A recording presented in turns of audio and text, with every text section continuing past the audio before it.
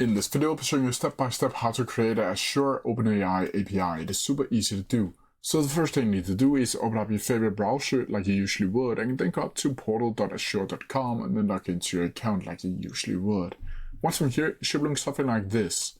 Now from here, you'll need to go up to the search bar and then click OpenAI like so.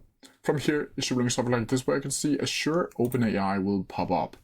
Once you're inside of here, you could see that there's no Azure OpenAI to display, but you can create one down here. And once you click create right here, you'll be able to ask either Foundry or Azure OpenAI.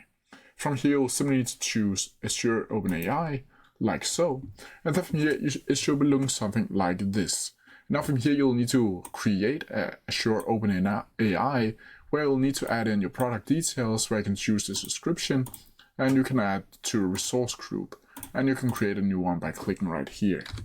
From here, you'll need to go down to instance details, where you need to choose the region and the name for the specific OpenAI, and of course choose the pricing tier. Just click the standard version, which is $0, and from here you'll simply need to click next. From here you can choose the specific type that you want to add it to.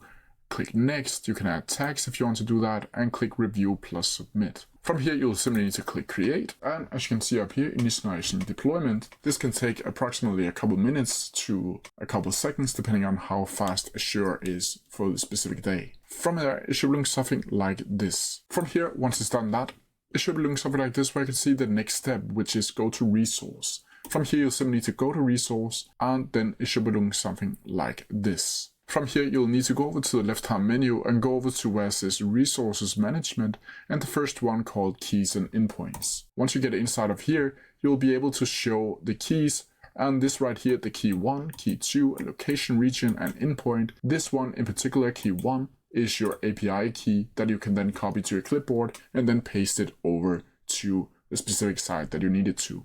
You can also regenerate it, either key 1 or regenerate key 2 if you want to do that by clicking on these two options up here. But that's how you do it. If you have any questions about it, please leave them down in the comments section below, and I'll try my best to answer them as quickly as possible.